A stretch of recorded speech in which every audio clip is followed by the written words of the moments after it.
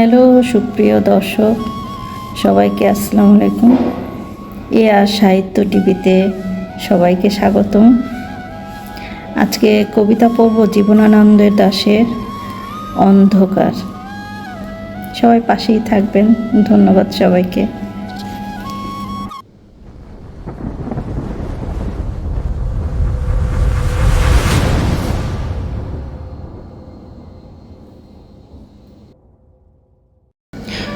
গভীর অন্ধকারের ঘুম থেকে নদীর ছল ছল শব্দে জেগে উঠলাম আবার।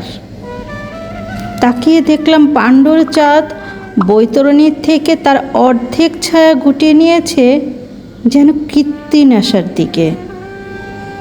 ধানসিঁড়ি নদীর কিনারে আমি শুয়েছিলাম পৌষের রাতে। কোনোদিন আর জাগবো না জেনে, কোনো দিন জাগবো না আমি, কোনো দিন জাগবো না আর। হে নীল কস্তুরী আভার চাঁদ, তুমি দিনের আলো নও, উদ্যম নও, স্বপ্ন নও। হৃদয়ে যে মৃত্যুর শান্তি ও স্থিরতা রয়েছে, রয়েছে যে অগাধ ঘুম, সে স্বাদ নষ্ট করবার মতো শেল তীব্রতা তোমার নেই। তুমি প্রবাহমান যন্ত্রণা নও। জানো না কি চাঁদ, নীল কস্তুরী আভার চাঁদ, জানো না কি নিশীথ। আমি অনেক দিন, অনেক দিন অন্ধকারে শারদসারে অনন্ত মৃত্যুর মতো মিশে থেকে হঠাৎ ভোরের আলোর মূর্খ উচ্ছ্বাসে নিজেকে পৃথিবীর জীব বলে বুঝতে পেরেছি আবার। ভয় পেয়েছি অসীম দুর্নিবার বেদনা। দেখেছি রক্তিম আকাশে সূর্য হেসে ওঠে।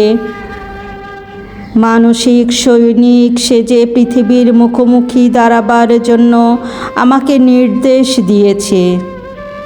আমার সমস্ত হৃদয় ঘৃণায়, বেদনায়, আক্রোশে ভরে গিয়েছে। সূর্যের রৌদ্রে আক্রান্ত এই পৃথিবী যেন কোটি কোটি শুয়োরের আর্তনাতে উৎসব শুরু করেছে। হায় উৎসব! হৃদয়ের অবিরল অন্ধকারের ভিতর সূর্যকে ডুবিয়ে ফেলে আবার ঘুমোতে চেয়েছি আমি। অন্ধকারের স্তনের ভিতর, যোনির ভিতর অনন্ত মৃত্যুর মতো মিশে থাকতে চেয়েছি। হে নর, হে নারী, তোমাদের পৃথিবীকে চিনিনি কোনো দিন। আমি অন্য কোনো গ্রহ নক্ষত্রের জীব নই, যেখানে স্পন্দন, সংঘর্ষ, গতি, যেখানে উদ্যম, চিন্তা, কাজ। সেখানেই সূর্য, পৃথিবী, বৃহস্পতি, কালপুরুষ, অনন্ত আকাশ গ্রন্থি। শত শত শূকরের চিৎকার সেখানে, শত শত শূকরের প্রসব বেদনার আড়ম্বর। এইসব ভয়াবহ আরতি। গভীর অন্ধকারের ঘুমের আস্বাদে আমার আত্মা লালিত। আমাকে কেন জাগাতে চাও?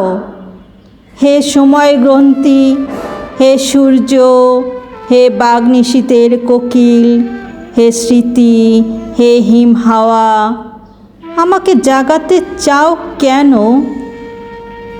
অরব অন্ধকারের ঘুম থেকে নদীর ছল ছল শব্দে জেগে উঠব না আর।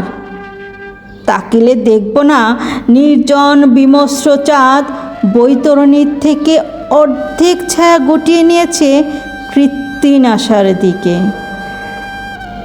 ধানসিঁড়ি নদীর কিনারে আমি শুয়ে থাকব ধীরে পৌষের রাতে।